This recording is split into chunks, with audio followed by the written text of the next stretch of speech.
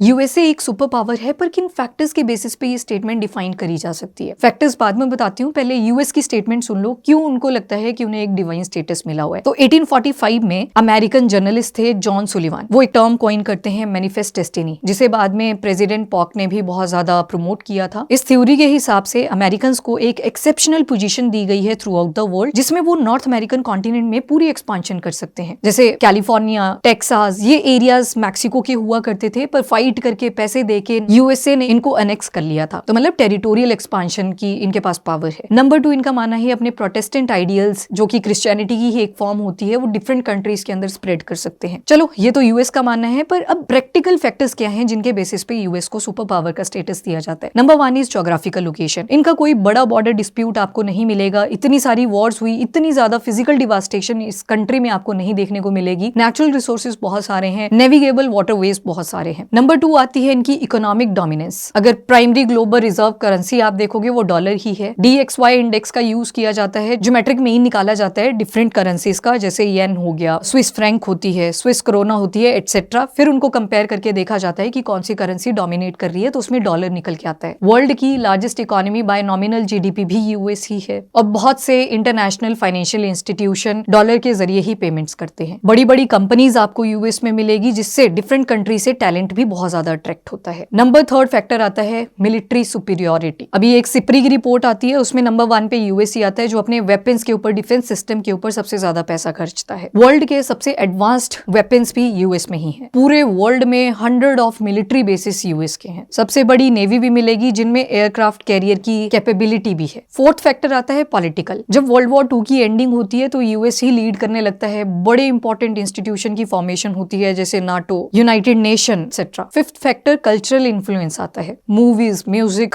Web series through out the world US की चलती हैं।